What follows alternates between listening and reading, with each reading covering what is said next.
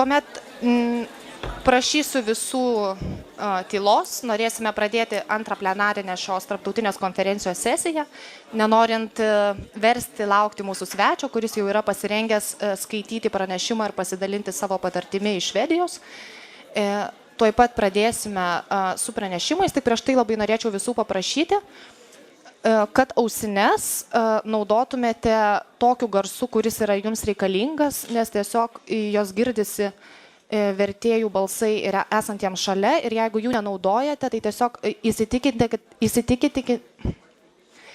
įsitikinkite, kad jos yra padėtos ant stalo ir išjungtos, kad tiesiog būtų mažiau garso ir taip pat įvertinkite tai, kad kai jūs šnipždate su ausinėmis, tai iš tiesų jūs kalbate balsu, tiesiog negirdite to. Na tai dabar ilgai nedelsant, labai malonu yra pristatyti Švedijos atstovą, Smart organizacijos, kuri dirba su jaunimo prevencija, generalinį sekretorių, taip pat, kaip jisai pats sako, tėtį ir mokytoją, Slimą. Slim Liden, prašau, the floor is yours, you are welcome to give presentation. Thank you. Labas.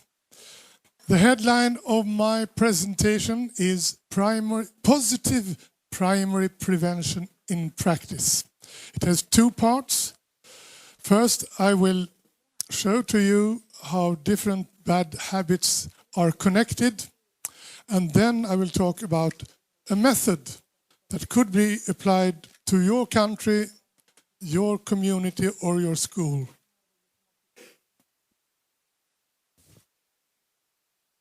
Well, what is the problem, or what are the problems? This is for you to read and listen to. Children and teenagers are at risk for tobacco and alcohol addiction, violence, accidents, unwanted sex, narcotics, criminality, and lethal diseases. Phew.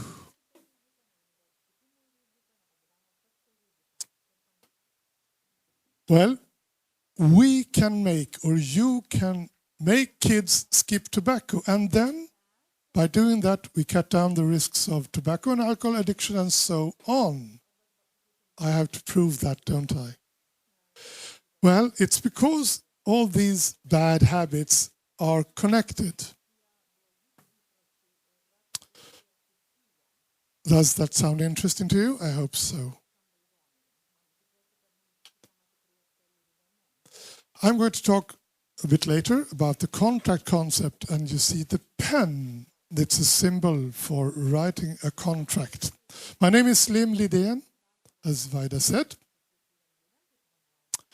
These kids, it's a picture that is about 10 years old. It's from Lithuania. It's from a school in Vilnius. And we had a project leader and some kids who were a little older than these, who were working with the contract concept. Well, they seem very happy now. Hopefully they will stay happy.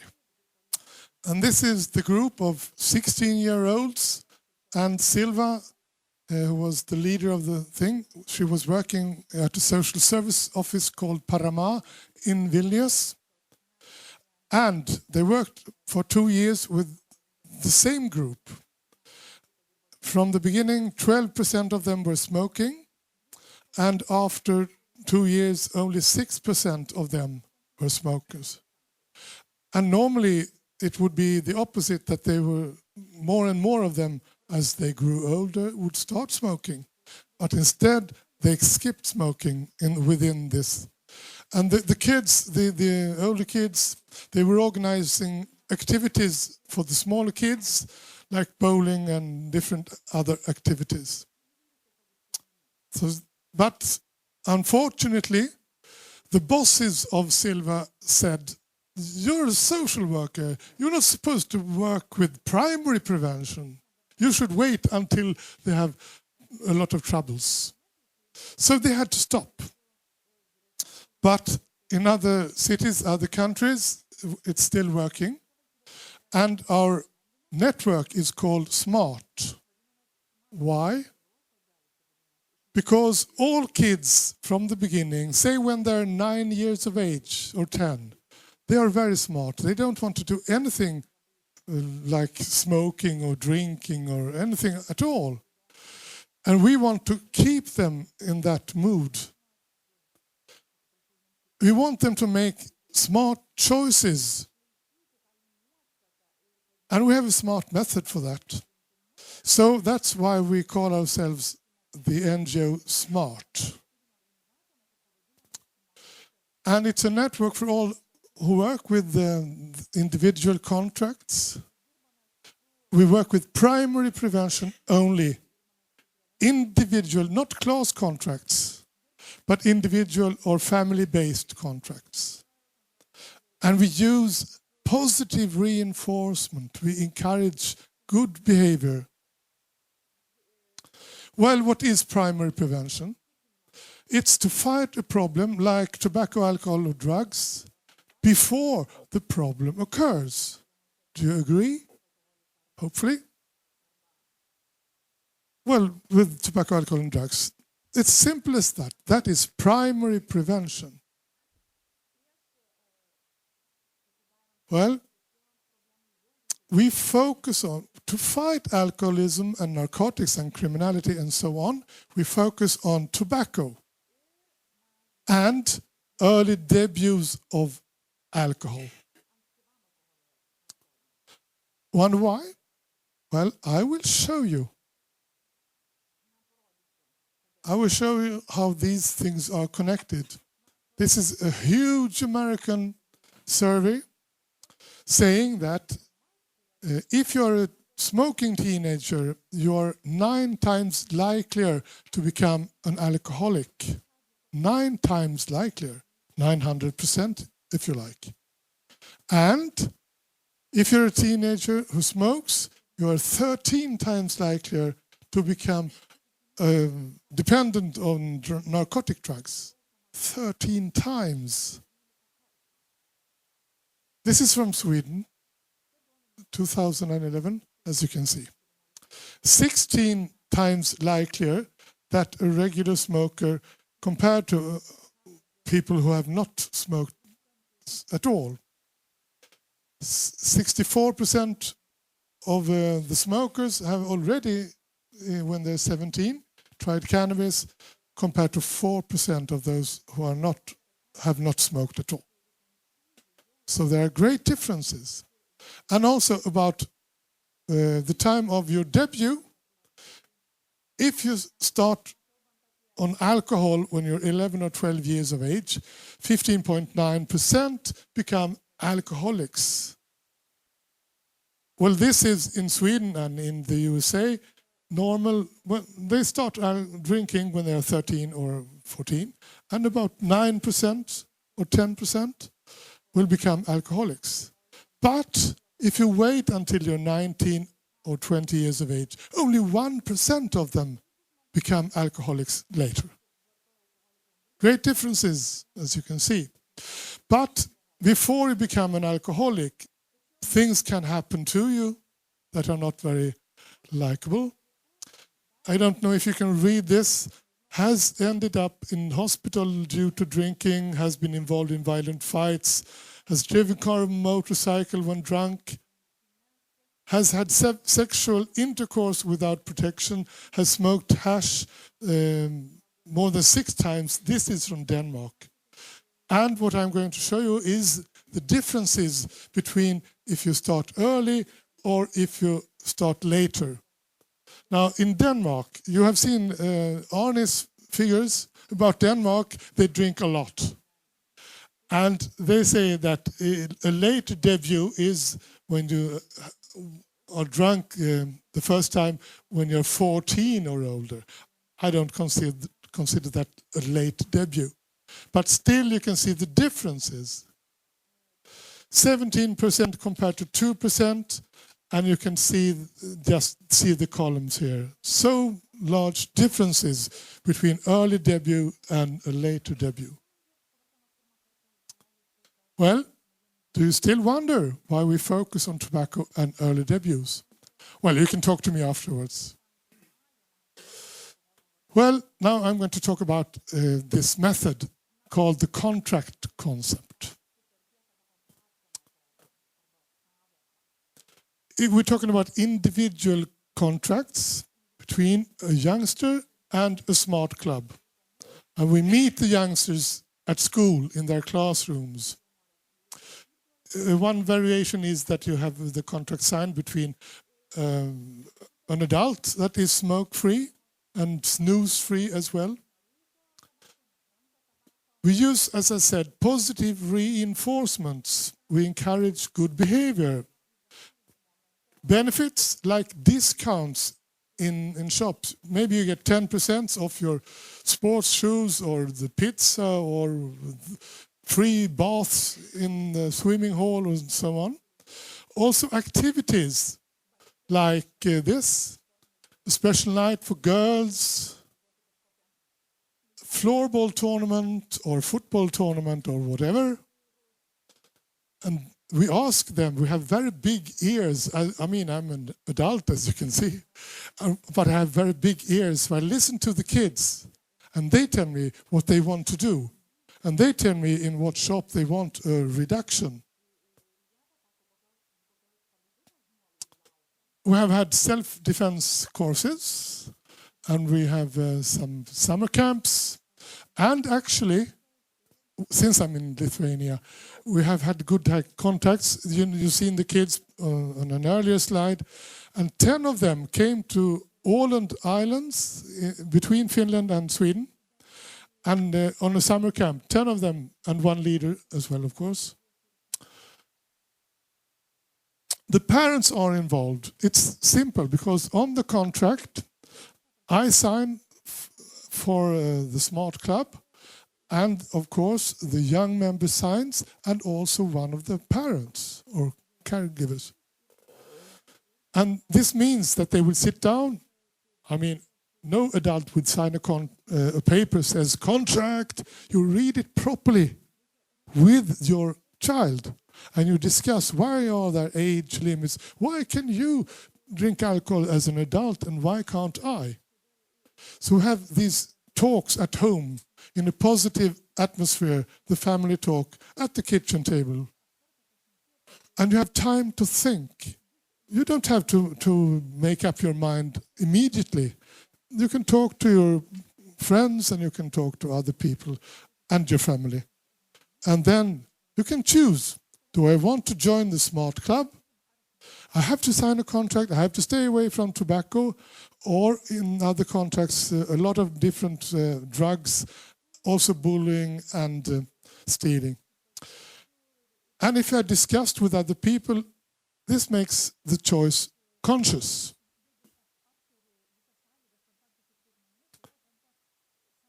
There are local variations, and I think it's an advantage that you can choose locally in your school. You can talk, what year should we start, and what benefits should we offer them, and what should be printed on the contract. Most of the contracts now only have tobacco, because it's the foundation of all evil, so to say. But it's connected to other evil, bad habits. Not evil, but bad habits, okay? Others have all kinds of drugs, as I said, nicotine, snus and e-cigarettes and water pipe smoking and so on, as well as alcohol, narcotic drugs, bullying, stealing, vandalizing. Some pictures. This is from Belarus. Are you from Belarus? Nice to see you. And this is in Pinsk, in the south of Belarus, and they really read the contract before they sign it. And you can see they're quite happy about having signed their contracts. This is a Swedish girl, and can you look at her eyes, what she is radiating? I think it's pride. She is proud of her membership card, of her choice. She's proud.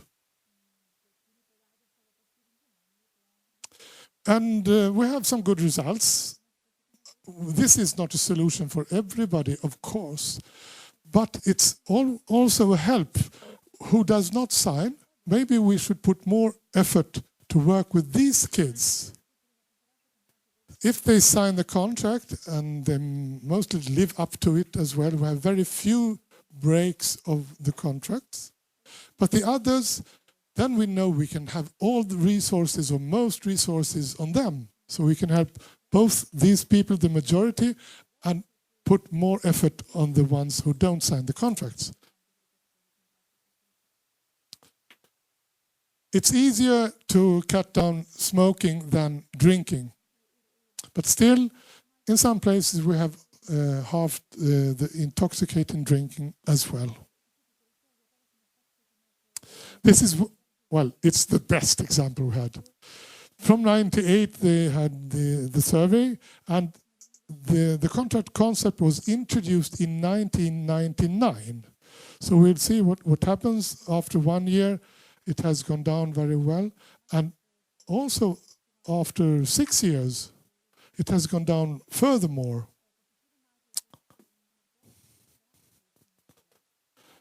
Why do we have those good results? Is it because our leaders are so nice? I'm not thinking of myself, but younger colleagues, of course, working in different communities. Or is it because we have the reductions on different things?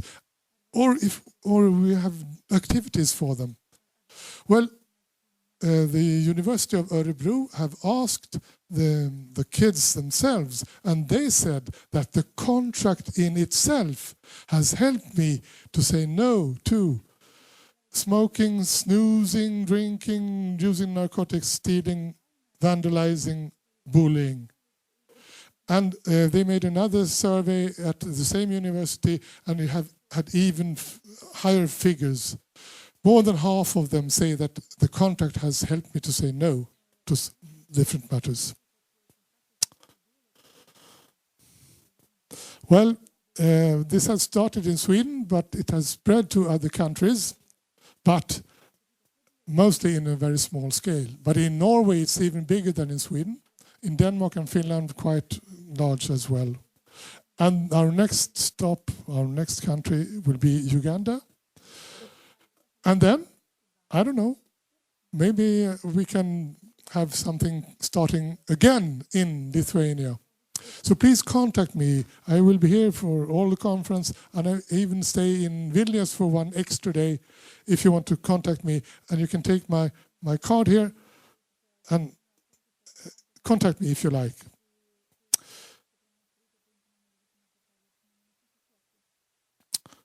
Well, I'm not selling this. I'm not selling it for money.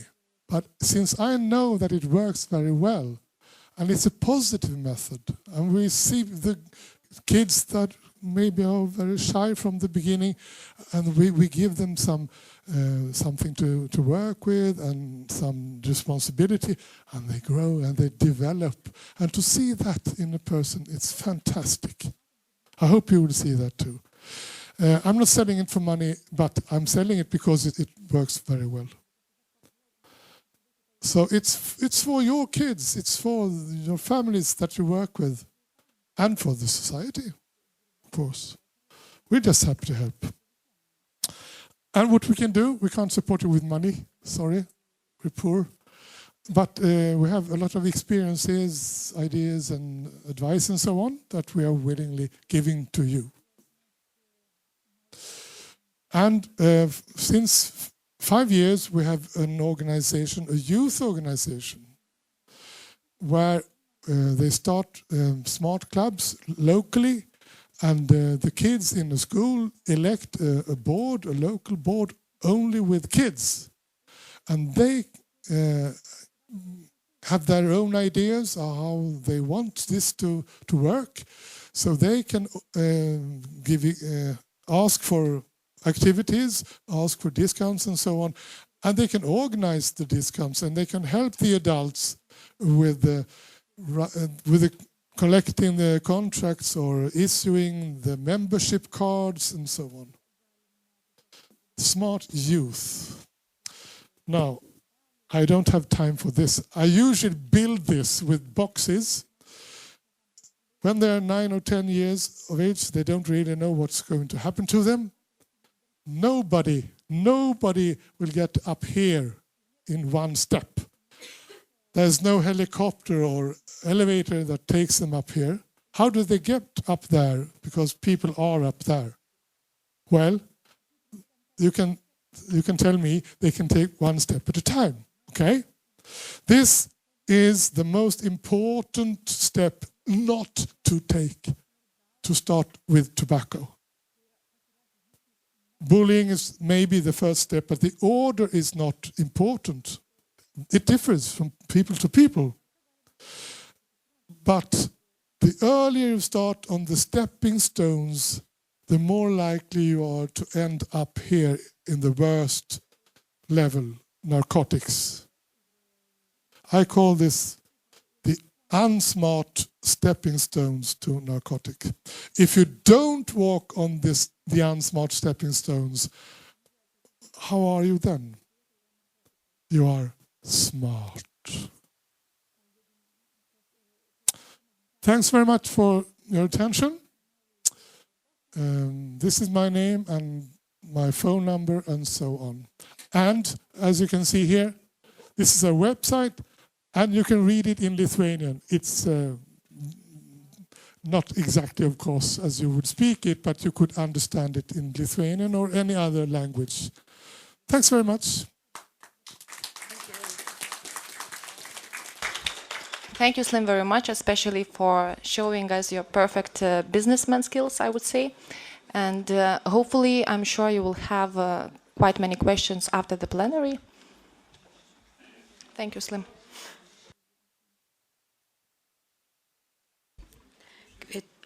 Kviečiama Ina Adomaitytė, Kauno jaunimo narkologijos pagalbos centro vadovė.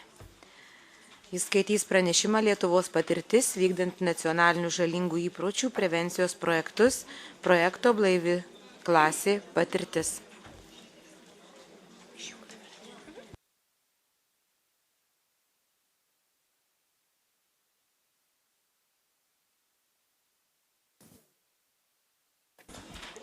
Sveiki. Iš tiesų, labai džiaugiuosi kalbėdama apie šitą projektą. Jisai turbūt vienas iš labiausiai apjungiančių Lietuvos visas mokyklas ir daugiausiai įtraukiančių mokinių, bet ir liūdnai yra žinia, kad šiuo metu jisai nevyksta, bet vis dėlto daug metų jisai buvo vykdomas ir turbūt Lietuvoje tik tai sniego gniūžtė mus aplenkė su savo statistika. Pati klasė, kas tai yra, ir iš tikrųjų aš kalbėsiu tarsi apie du projektus, nes iš pradžių buvo nerūkanti klasė ir paskui užaugo iki blaivios klasės, bet kas tai yra neformalus švietimas ir štai vietoj, kodėl mes tą pasiėmėm. Iš tiesų vaikam iki to mus būdavo kviečia į mokyklas, tiek anksčiau biurai nebūdavo visuomenės sveikatos ugdymo centrai, mokyklos tarsi pavienės paskaitas skaityti ir šitoj vietoj ką pamatėm, kad ta viena paskaita ar tas vienas ar du atvažiavimai jisai nieko neduoda.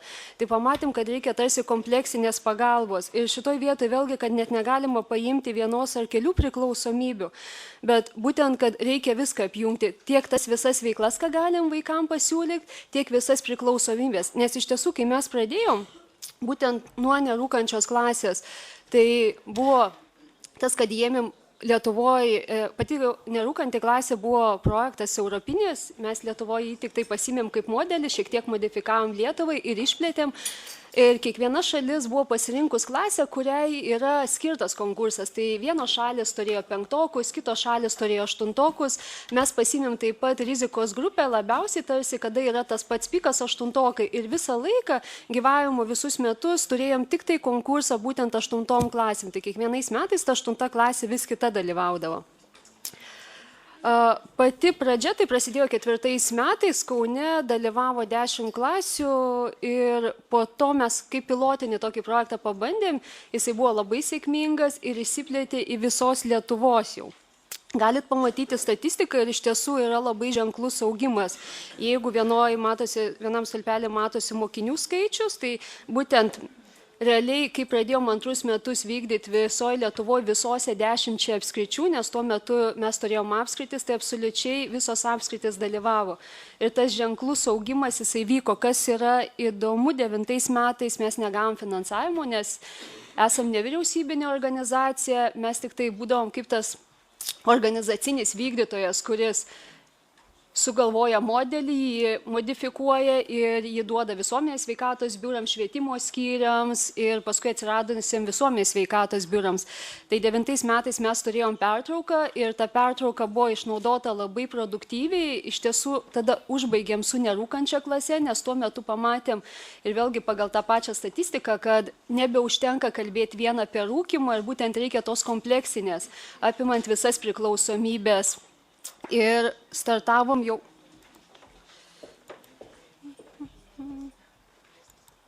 Kažkas atsitiko.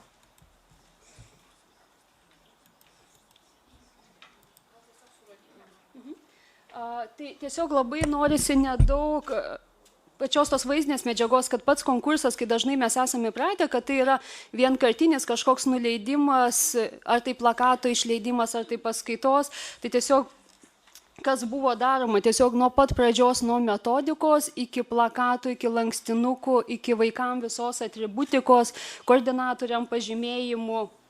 Tai va, galit matyti, kiek jisai yra platus. Iš tiesų, 10 metais pati blaivi klasė, tai jau startavom su 3000. Vėl iš naujo, aišku, buvo tas ženklus sumažėjimas, bet tą įvertinom, kadangi buvo pertrauka padaryta. Kas yra labai įdomu, ko neturėjom su nerūkančia klase, jokio pasipriešinimo, tarsi visiems buvo aišku, ir pats testavimas, ir pats dalyvavimas, ir tėvų sutikimas.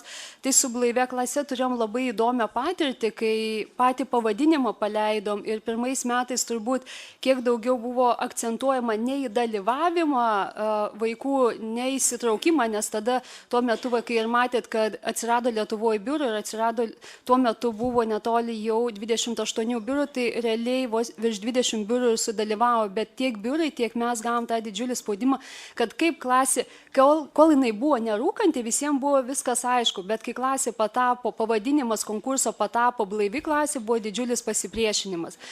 Ir iš karto buvo keliami klausimai, jeigu ta klasė, kuri dalyvauja, tai tarsi jinai blaivi, o ką visos kitos neblaivios, ar vartojančios, ar dar, tai tiesiog vėlgi buvo su specialistais, kalbininkais, tiesiog tarsi, kaip sakyt, apibūdinimas, kas yra ta blaivi klasė ir kad nekiltų klausimų nei tėvam, nei dalyvaujantiem vaikam, nei specialistam, kurie turi vykdyti, nes šitoje vietoje tikrai labai didžiulį pasipriešinimą ir spaudimą gavom. Tai ir šiandien dienai tie biurai, kurie yra pavieniai, kurie dar liko, kurie iš savo lėšų vykdo tą konkursą, tai va teko kalbėti ir kad jau konkursas vyksta 4 metus, o tas klausimas, kodėl blaivi ta klasė, vis dar tebekyla ir tai yra kai kurių tėvų ir pasipriešinimai. Lygiai taip pat iki to mes turėjom, kad, sakykim, konkursas, va, kai ir Slimas minėjo, kad yra kiekvienas mokinys pasirašo sutartys, įsipareigoja ir pas mus buvo vienas iš tokių, kad gali būti vaikai tikrinami su nerūkančioj klasiai, ar yra rūkymas ar ne, su CO aparatais, tai šitoje vietoje vėlgi net iškilo, ar gali būti testuojami. Pats konkursas ir pagrindinis jo tikslas yra, kad neskatinti atsisakinėti, bet tiesiog skatinti susimastyti. Ir su blaivia klase jau buvo, jeigu iki to mes neturėjom klausimų, kaip padėti mesti vaikam, ypatingai su rūkymu, kas liečia su alkoholiu, dar nelabai, tai su šituo konkursu mes jau nemažai turėjom padėti specialistam konsultuojant, kaip atsisakinėti, mesti rūkyti, nes pasirodo 8 klasė jau yra ta klasė, kurioj ne tik reikia motyvuoti, kad jie nepradėtų ir išliktų nerūkančiais, bet kaip jau jiem ir padėti mesti. Svarbiausias tikslas būtent yra vykdyti tą prevencinę veiklą ir kuo plačiau ją apimti. Ir būtent, sakykim, pats tikrinimas būdavo, kad ne pagavimas, bet pats mokinys ateidamas tiek klasė, tiek mokinys, jisai įsipareigoja sąžiningumo, jis lygiai taip pat pasirašo sutartį.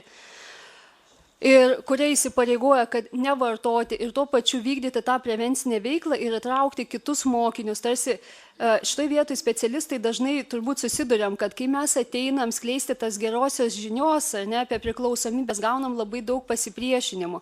Nes iš tiesų, kaip ir minėjau, kad įsijungi vieną puslapį, tau siūlo išgerti vieną, įsijungi kažkokią kitą informaciją, tau siūlo dar kažko, kad daug yra tos paslėptos reklamos ir paaugliai jie gauna iš visų pusių, o mes ateinam su ta viena paskaita į tą 1 valandą ir natūraliai ką paauglys daro, į ką jisai akcentuojasi, kad kaip sutelk visą savo energiją, kad jisai panaudotų savo tas turimas žinias, kaip ten yra sveika, naudinga, ten žolytė parūkyta, ar ten dar kažką. Tai tiesiog ta mūsų paskaita nieko nereiškia. Tai va būtent pats konkursas, jisai truko 6 mėnesius visą laiką, kiekvienais metais, tiek nerūkančiai klasiai, tiek blaivioj klasiai, ir kad būtent buvo ištisinės veiklos, kad tas vaikas nebūtų, kad gauna vienkartinę informaciją ir paskui yra paliekamas, bet jisai sporto varžybose, kūrybiškumo užduotyse, klasės susitikimuose ir būtent labai akcentuojama prevencinės veiklos vykdyme. Pats tikslas tai jisai yra kaip ir visose programuose prevencinėse, jisai nėra kažkuo tai ypatingas, bet būtent akcentuojam, kad apjungiam visas priklausomybės. Dar jeigu tai koncentruojantis, tai būtent skirtas tik 8 klasėm, klasė kiekviena turėjo turėti koordinatorių, klasė būtinai turėjo bent didžioji dalis klasės sutikti dalyvauti ir tas 20%, ir kas yra labai įdomu, tas 20%, kuris nesutikdavo dalyvauti, tai būdavo ne tie vaikai, kurie, sakykime, rūko ir nenori mesti rūkyti, bet tų vaikų, kurių tėvai suabejodavo pačio konkurso sąlygom, dėl sutarčių pasirašymo, dėl įsipareigojimo. Ir kokios yra labai geros patirtis, kad tose klasėse, kur būdavo vaikų rūkančių ir paskui su koordinatoriais tekdavo kalbėtis ir konsultuoti, būdavo 1 arba 2 rūkantis vaikai, tai klasė sutikdavo jiem padėti ir tiesiog labai stipriai palaikydavo, kad jie galėtų atsisakyti ir kad jie galėtų mesti. Mes turim ne 1, ne 2 tokias klases, kurios turėjo jau rūkančių mokinių, bet tai nebuvo kažkoks tai stabdis, kad jie negalėtų dalyvauti. Ir tikrai tas sėkmingas rezultatas būdavo, kad ir klasė dalyvauja ir vykdo tą prevencinę veiklą ir nerūkantis nepradeda vartoti ir lygiai taip pat jau rūkantis jie bando mesti ir didžiąją dalim pavykdavo. Iš tiesų mes pirmuosius metus mes labai aktyviai turėjom tuos testavimus ir testuodavom per visus konkursus ir tikrai nebūdavo masinis tas pagavimas, sakim, kalbant konkrečiai apie finalus, kai jau suvažiuodavo iš visos Lietuvos 10 apskričių, tai niekad nebūdavo, kad buvom pagavę bent vieną pavartojusi, rūkantį tą mokinį. Tai irgi labai gera patirtis, vadinasi, tuos 6 mėnesius ta klasė, kuri atvažiuodavo, kuri laimėdavo, jie absoliučiai visi būdavo patikrinti.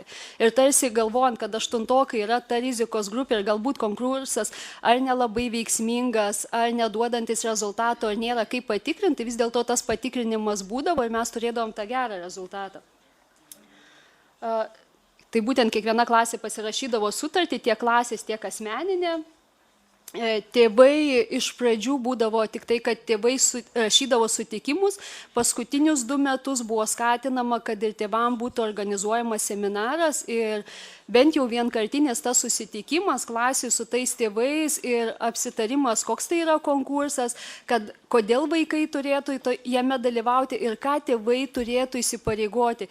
Ir iš tiesų, kai klasių koordinatoriam kildavo klausimas, ką tiem tėvam reikėtų perduoti, tai būtent tos sveikos gyvensenos tą žinią tokią, kad ir tėvai susimastytų, nes dažniausiai nemaža dalis tiek rūkančių, tiek išgeriančių tėvų sakydavo, oi labai gerai, aš pats esu rūkantis, aš nieko jau tam vaikui negaliu pasakyti, arba tiesiog mes nežinom, ką sakyti, kai patys epizodiškai vartojam alkoholį, tai tarsi va jūs specialistai spręskit. Tai pabandėm tą atsakomybę bent jau pasidalinti, jeigu negražinti tėvam, kad tai nuo jų labai daug priklauso, kad tai yra šeimoje turėtų būti tas ugdymas, tai bent jau atsakomybės pasidalinimas, bent jau tam vienkartiniam seminarė su tėvais, kad ir jie turėtų įtakoti ir jie bent pabandytų keisti savo elgesį arba jau su vaikais kalbėtų, kodėl jie taip elgesi. Nes tarsi pas mus Lietuvoje dar yra ta statistika, kad šeimose kalbėti apie priklausomybės nėra normalu, įprasta ir tarsi neturim nei žinių, nei noro, kad jeigu yra vartojimas, sakim, dirbant taip pat priklausomybės lygų centre, tėvai dažniausiai atveda vaikus ir sako, nu, jūs sutvarkykite tą situaciją ir patys net nesutinka konsultacijose dalyvauti, kur jau yra fiksuoti vartojimai, o kur yra tik tai dar ta grupė, kur reikėtų pirminės, galbūt antrinės prevencijos, tėvai iš viso bando atsitraukti. Tai su šituo konkursu labai pabandėm tiesiog kuo arčiau prisitraukti tuos tėvus ir vaikai, kai jie vykdė visus 6 mėnesius prevencinę veiklą, tai buvo viena iš sąlygų, kad bent vienas kartas tos prevencinės veiklos kažkokia forma būtų, kad jie įtraukia savo tėvus arba savo net mokyklos bendruomenę, kurioje irgi dalyvautų tėvai. Ir iš tiesų, kas yra įdomu, kad ko specialistą mums ne visą laiką pavyksta padaryti, kad mums prisitraukti tuos tėvus, tai kai kurios mokyklos dalinosi, kad turėjo labai gerą patirtį ir vaikai, kai darė renginius, tėvai jau dalyvaudavo, nes tarsi jautė atsakomybę, kai mes ateinam, kai vaikas eina į sporto varžybą žaisti, aš ateinu kitėtis mama pažiūrėti, tai lygiai taip pat, kai vaikas vykdo prevencinę veiklą, aš ateinu bent jau pažiūrėti, ką jis ten daro ir natūraliai aš lygiai taip pat išgirstu vienokią ar kitokią informaciją. Pats konkursas tikrai, būtent ką norėjau paminėti, kad tai nebuvo vien tikrinimas. Paskui, kai konkursas įsiplėtė į blaivią klasę, mes tikrai nedarėm jokių testų, nustatyti, ar jisai vartoja ar nevartoja, nebuvo jokių alkotesterių. Iš viso palikom kaip rekomendaciją, tik dėl rūkymo, kad gali būti testuojamas. Nes vienas dalykas, gavom pasipriešinimą šiek tiek ir iš švietimo ministerijos, lygiai taip pat didžiulis buvo sureagavimas tėvų. Tai viskas buvo pagrįsta sąžinės reikalų. Ir kas yra įdomiausia, ką tikrai nemaža dalis biurų, kurie esate tikrai, žinot, ir buvot finale, kai suvažiuodavo klasės 20 kelios ir vaikų 500, nebūdavo, kas yra keiščiausia tokioj aplinkoje, kai tiek yra vaikų, kas ir minėjo, kad kur daug vaikų, tai natūraliai ta rizika vartojimo yra labai didelė. Nebūdavo nei rūkimo, nei alkoholio, o programa būdavo nuo ryto iki vakaro. Tai vadinasi, tie vaikai gali puikiai leisti laiką, mes tą matėm ir tie patys vaikai matė, kad jie gali linksmintis. Tai kaip sakyt, galbūt finale tą sugebėjom pamatyti, biurai sugebėjo tą pamatyti kiekvienose etapuose, bet tikrai tas vyko. Kada konkursas visą laiką prasidėdavo ir tarsi jisai tęsdavos per visus mokslo metus kitos šalis, kas yra labai įdomu, kad kitos turėdavo daug mažesnę patirtį ir įdirbį, jos tiesiog siūlydavo klasėm užsiregistruoti, jos vykdydavo visokias veiklas, pildydavo protokolus ir finale būdavo ištraukiama. Tai mes tiesiog nuolat tarpininkaudavom ir turėdavom tą ryšį su kiekviena dalyvaujančia klase. Konkursas prasidėdavo nuo spalio ir beveik baigdavo su mokslo metų pabaiga. Kad vaikai nebūtų, kad keli mėnesiai tik dalyvavo, bet kad visi tie mokslo metai, kai jie yra aštuntokai, jie dalyvautų tame konkurse. Ir būtent ta prevencinė veikla, kad būtent būtų vykdoma per visus tos 6 mėnesius. Tai tos mokyklos, kurios turėdavo nerūkančias klases, aš dabar pavadinimo neatsiminsiu, bet viena Žemaitijos mokyklos direktorius nedžiaugia, sako, mums nieko nebereikia daryti, nes kai kas metais turim po kelias blaives klases, tai jie viską padaro ir tą prevencinę veiklą pilnai mokyklose išpildo. Tai irgi iš vienos pusės tarsi mokyklai užduotis ir mokytojai, koordinatoriai ar apsimoka dalyvauti tokiam konkurse, bet tie, kurie užsimdavo ir dalyvaudavo, tai tikrai būdavo visai mokyklai tas veiksmingumas, o ne tik tai vienai klasiai. Patys žingsniai, tai labai trumpai, kad registracija klasės pildydavo motyvacinį laišką, kad nebūdavo, kad kas dažnai yra su konkursais, kad mokytas nusprendžia, užpildo ir klasė turi dalyvauti. Tai šitoj vietoj būdavo kaip tik atsakomybė atiduodama absoliučiai vaikam, kad vaikai pildo sutartis ir pildo tą motyvacinį laišką.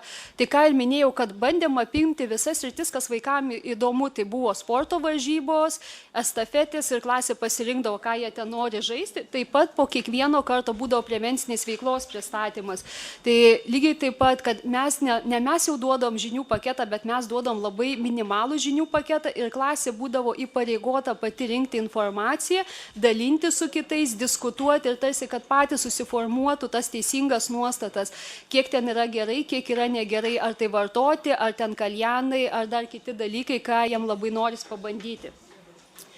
Tai būtent pagrindinis visas tikslas konkurso, ar ne, jeigu ten atmetus, kad tai yra neformalus švietimas ir taip toliau, kad vaikai įsipareigo ir dalyvauja prevencinėje veikloje ir patys vykdo tą prevencinę veiklą.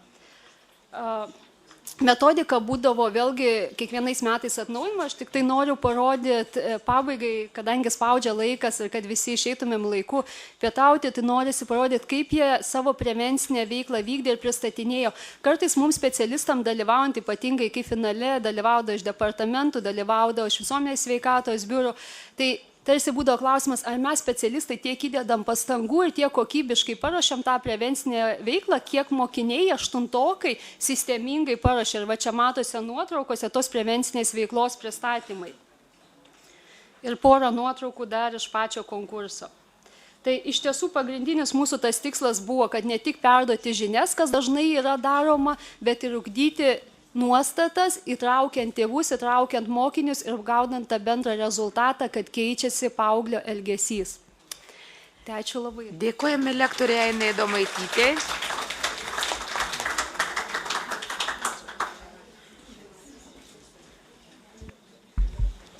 Labai malonu pakviesti ir paskutinėje šios plenarinės sesijos pranešėją. Labai malonu todėl, kad šioje tarptautinėje konferencijoje yra be jokios abejonės labai svarbu, naudinga ir prasminga matyti, kad aktyviai įsitraukia ir draugė dirba ne tik nevyriausybinis, bet ir valstybinis sektorius. Taigi kaip tik gerbiama Vida Leonienė atvyko iš narkotikų, tabako ir alkoholio kontrolės departamento ir jinai paskaitys mums pranešimą tema vaikų ir jaunimo žalingų įpročių prevencijos perspektyvos. Ankstyvoji intervencija. Taigi prašome Vidą apie žalingų įpročių prevencijos perspektyvas paskaityti pranešimą.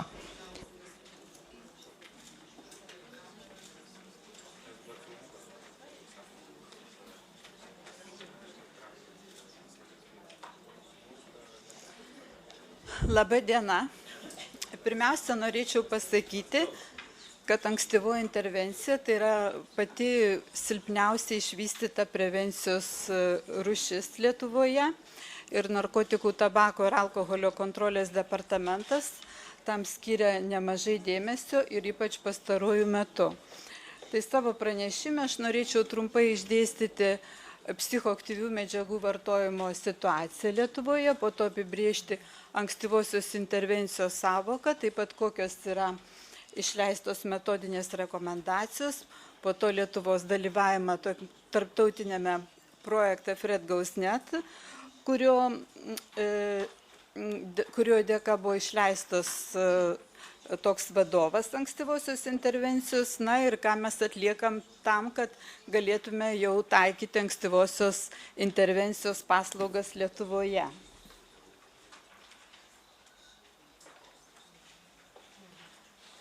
Tai va čia, kaip matome, yra SPAT tyrimų duomenys paskutinių 2011 metų ir kaip matome Lietuva, čia pavaizduota geltoni stulpeliai, tai vat būtent matom, kad lenkia Europos moksleivių psichoaktyvių medžiagų vartojimo vidurkį.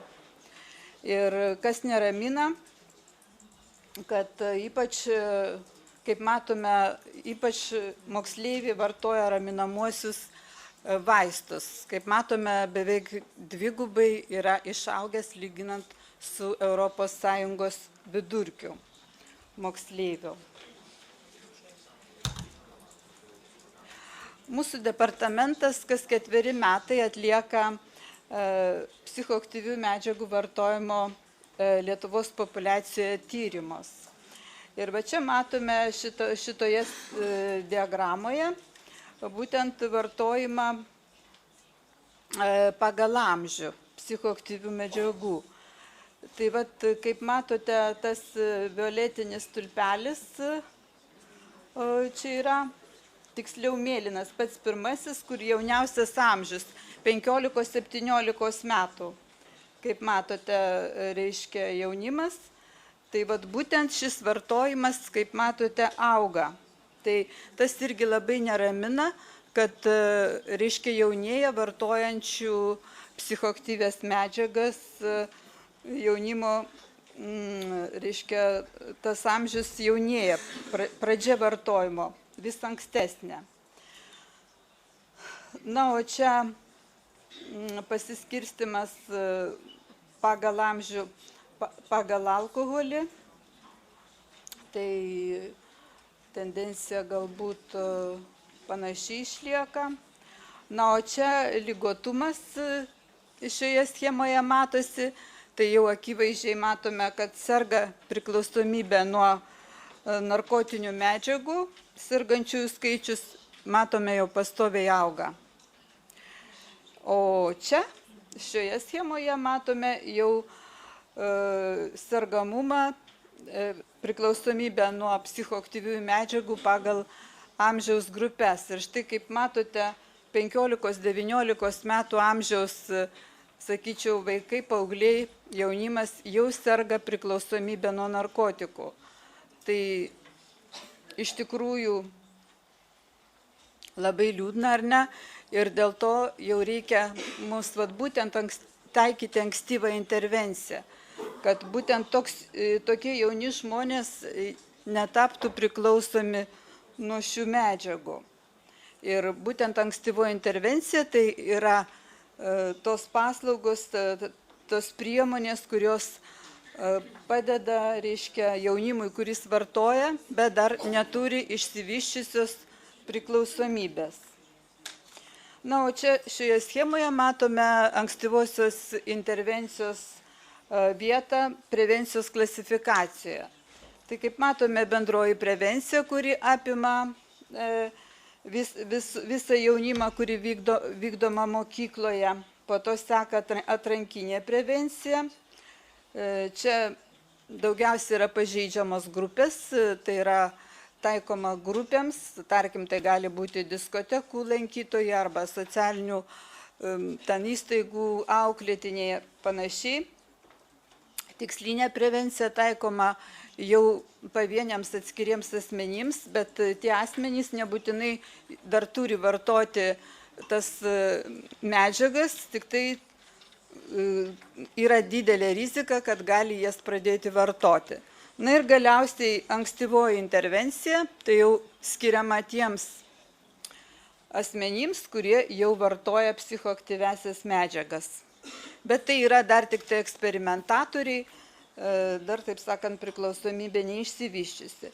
Taigi, pagrindinės prielaidos, kur yra taikoma ankstyvoji intervencija, tai būtent tai, kad šitiems jaunuoliams, šitam jaunimui netinka bendrosios prevencijos metodai, jie dar neturi tų pasiekmių sukeltų ilgo vartojimo. Na ir, kaip sakiau, jiems dar anksti taikyti gydymą nuo priklausomybės. Na ir čia pavaizduoti šioje schemoje ankstyvosios intervencijos ypatumai. Tai būtent pirmas ypatumas tai, kad jis skirta asmenims, kurie anksčiau dar pagalbos nebuvo gavę ir už tai labai svarbu atrasti ir pritraukti į tą programą būtent šitos žmonės. Antras ypatumas, kad tai dėmesio centre yra pokyčių eiga ir tikslas ankstyvosios intervencijos yra būtent sustiprinti tų asmenų motivaciją keistis, tai yra nevartoti tų medžiagų. Na ir trečias ypatumas, kad ji padeda pakeisti požiūrį į psichoaktyvių medžiagų vartojimą ir paskutinis, kad ankstyvosios intervencijos metu mes suteikiam informacijos, kur galėtų jie gauti pagalbą. Na, čia trumpai, kaip atsirado ta ankstyvosios intervencijos sąvoka Lietuvoje, tai jinai atsirado palyginti nesenai, 2002 metais buvo Lietuvos Respublikos vyriausybės nutarimų tokia tvarka, reiškia, nustatyta čia, kaip matote, jau neskaitysiu dėl laiko stokos ir būtent apibrėžta, kad ankstyvoji intervencija tai apibrėžiama kaip čia įvairių priemonių teikimas vaikams po to, kai nustatoma, kad jie vartoja psichoaktyviasias medžiagas, skatinant nevartoti šių medžiagų. Na, o antram teisės akte ankstyvoji intervencija apibrėžta, tai būtent sveikatos apsaugos ministro įsakyme, būtent priklausomybės ligų gydymo standartuose. Tai čia taip pat ankstyvosios intervencijos konsultacija yra numatyta.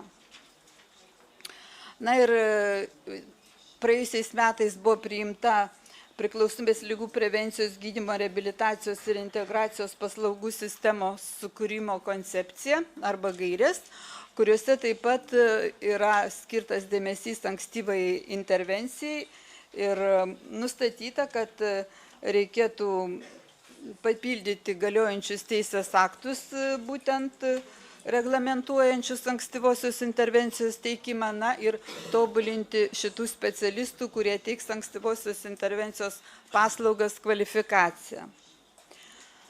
Na, kokios buvo metodinės rekomendacijos, mūsų departamentas 2007 metais išleido pirmasis šią temą rekomendacijas, jas parengė mūsų Lietuvos specialistai, psichologas Kęstutis Dragunevičius, Karilė Levickaitė, jas galima rasti mūsų tinklapyje, departamento svetainėje. Na, o po to sekė tarptautinis projektas Fred Goes Net, kuris buvo vykdomas iš pradžių Vokietijoje, o kadangi sėkmingai buvo įgyvendintas, buvo perkeltas į Europos lygmenį. Tai Lietuva taip pat jame dalyvavo. Mes, reiškia, mūsų šalis nedalyvavo kaip ta partnerė, kuri vykdė tą programą ankstyvosios intervencijos, bet dalyvavome tik tai mokymuose. Buvome asocijuota partnerė. Na tai kas sudarė tą būtent ankstyvą intervenciją, tą jos programą? Tai vat būtent sudarė interviu, pradinis pokalbis ir 8 valandos užsiėmimų. Ir tai buvo tokių tarp institucinių bendradarbiavimo grįsta programa, kadangi būtent, kad nukreipti tą jauną žmogų į šią programą, būtent reikėjo labai gero bendradarbiavimo tinklo su policija, su mokykla, su darboviete. Na ir jinai buvo skirta jaunuoliams, jaunimui 14-21 metų. Ir būtent šitą programą turėjo vedė 2 patyrę specialistai. Būtent grupiniai užsiėmimai vyko. O čia, kaip matote, buvo ta ankstyvosios intervencijos programos eiga. Tai kaip matom, pradžioje yra tos institucijos, kurios gali tą asmenį nukreipti. Tai, tarkim, policija, mokykla, darbovietė. Dažniausiai, kai Vokietijoje šitas projektas prasidėjo, tai buvo kanapių vartotojai, kurie patekdavo į teisėsaugos akiratį. Tai būtent juos buvo galima ir nukreipti iš karto į tą programą. Na, po to tas individualus pokalbis, kurio metu yra nustatoma, ar yra motyvacija dalyvauti žmogaus toje programoje ir ar jam galbūt jau reikia medikų pagalbos, gal jau turi išvystytą priklausomybę. Na ir po to sekė ta pati programa, reiškia užsiėmimai, turintis 8 valandas, kurie gali būti išdėstyti, čia kaip matote, ir per 4 kartus, per 3 kartus, per 2 kartus, ir po to buvo gaunamas pažymėjimas. Na, o mūsų Lietuva, reiškia, šio projekto pabaigimo, reiškia, pabaigoje gavo, reiškia, anglišką tą vadovą ir mūsų departamentas jį adaptavo Lietuvai, išvertėm, aišku, mes jį ten gerokai supaprastinome. Na ir, reiškia, 2011 metais išleidome tą vadovą ir organizavome dar diskusijas, kaip jį įgyvendinti. Štai matote, tas vadovas kaip atrodo, kad jis skirtas psichologams, socialiniam darbuotojams ir visiems kitiems, kurie dirba būtent ankstyvosios intervencijos srity. Nu, ką aš norėčiau dar pabrėžti, kad būtent šito vadovo mes neplatiname taip paprastai, kadangi tai tik tai mokymų metu, nes tai yra svarbiausias metodas ankstyvoje intervencijoje, yra motyvuojantis interviu. Tai tam reikalingos žinios ir todėl mes, reiškia, rengiame mokymus. Čia dar trumpai galbūt kas sudaro tą vadovą. Būtent pabrėžtas tas bendradarbiavimo svarba, tėvų dalyvavimas, kad labai svarbus. Ir būtent tas praktinis intervencijos įgyvendinimas. Tam vadovė, reiškia, pateikti tie pratimai visi ir rekomendacijos, kad grupėje gali būti nuo 6 iki 12 dalyvių ir išdėstyti visi pratimai ir jų eiga.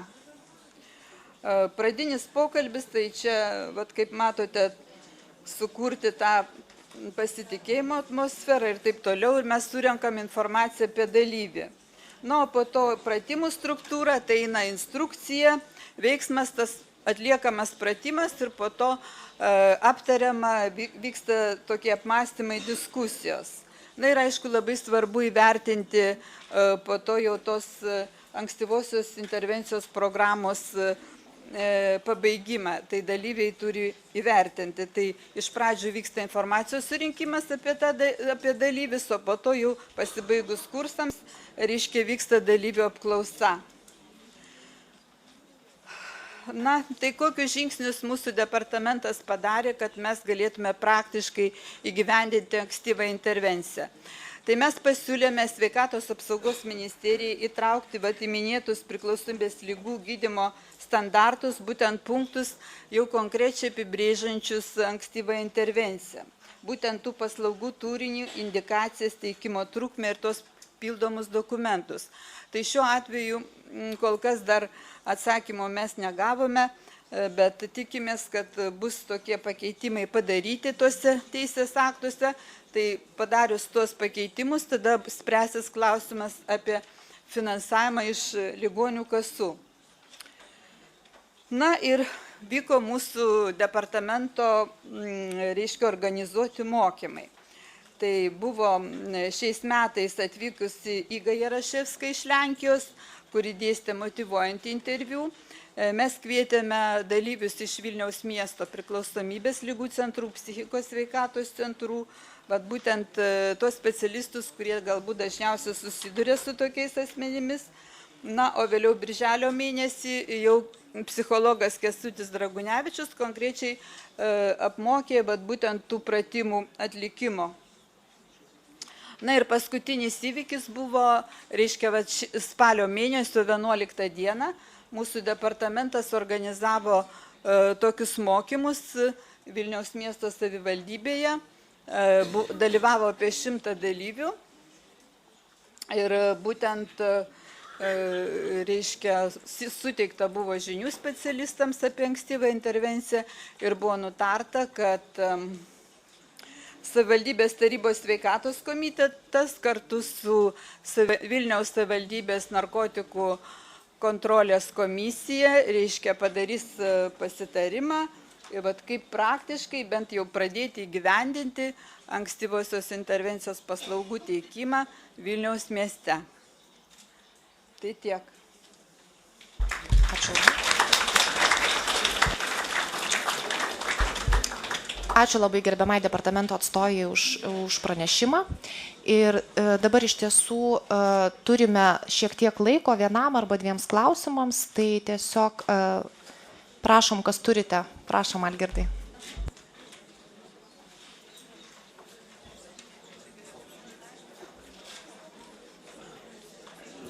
Labai atsiprašau, kad čia turbūt artistėdžiai, jei patogiau Vaidai man duoti mikrofoną, galbūt ir kitam dar klausimą. Jeigu, kur šitą pranešėjau, nematau aš jos, tos moteriškis. Ponia, jeigu jūs kalbėjote apie ankstyvą intervenciją, tai aš suprantu, kad tai yra ankstyvo intervencija, kada mes kalbam, turime omeny vaikus. Negirdėjau manęs. Ponia, aš jums klausimą užduodu, nes jums klausimą. Pakartosiu, ankstyvo intervencija, tai suprantu, tai yra vaikai. Teisingai suprantu, tai yra jaunimas, taip. Tai va, ką aš noriu pasakyti, kad aš uždaviau pirmus tos klausimus, kad aš turėjau omeny nelegalios prekybos taškus. Ką aš noriu pasakyti, tai tuose taškuose gali įsigyti alkoholį ir vaikai. Tai visi tai puikiai žino. Va, aš ką noriu pasakyti, ar nėra numatyti kažkokios tai kreipimus į Seimo narius, gal į vyriausybę mūsų, kad būtų galima priimti kažkokį ypatingą įstatymą, kad būtų galima bausti tuos, reiškia, tuos taškus nelegalios prekybos alkoholiu. Jeigu, sakykime, mūsų dabar šiuo metu vyriausybė nenori uždaryti tų nelegalios prekybos taškų, kadangi tai yra pajamos didžiulis, mes puikiai tai suprantam, dėl ko tai daroma. Tai galbūt yra kažkoks tai galimybė sukurti įstatymą, griežtą įstatymą, kad nebūtų galimybės parduoti alkoholinių gėrimų vaikams. Vat aš tokį turiu kaip pasiūlymą, jeigu mes priimsime rezoliuciją, būtų galima kažką tai padaryti, kad, reiškia, ypatingas būtų įstatymas, kad vaikams būtų neparduodamas alkoholis.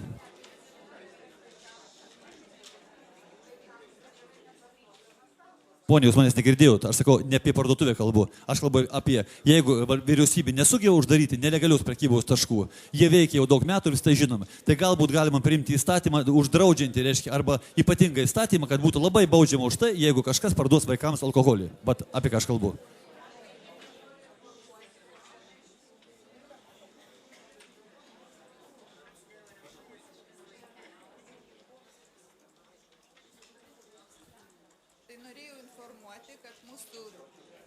Norėjau informuoti, kad mūsų narkotikų, tabako ir alkoholio kontrolės departamento viena iš funkcijų yra ir kontrolė.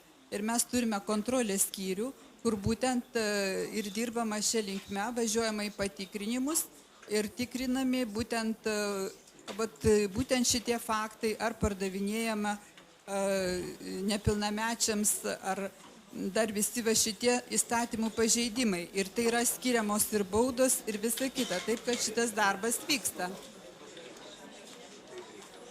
Ačiū labai už klausimą, už pateiktus atsakymus. Ar dar būtų norinčių paklausti? Laiko trumpam klausimui dar yra?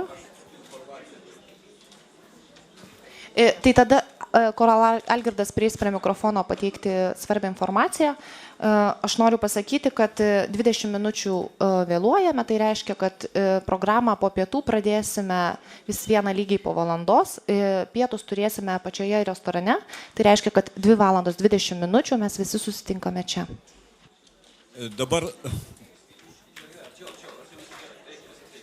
Dabar noriu informuoti visus žmonės, kurie, reiškiasi,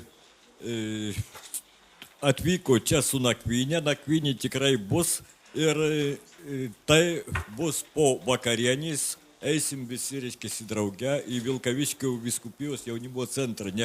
Nebijokite, jūs nebūsite palikti, tikrai yra viskas susakyta ir taip toliau. Ir pusryčiai bus ten pusė 8, kadangi nuo 9 registracija. Ir dar vienas toks pranešimas, ką tik tai gavau, kaip sakoma, gavau pranešimą, jog mus pasveikino švedų profesoriai Nomi Tjonink ir po pietų tada tas sveikinimas yra atėjęs internetu, tai video sveikinimas YouTube ir mes galėsime tai pamatyti tiesiogiai, kadangi nuoroda tikrai yra. O dabar visiems skanaus.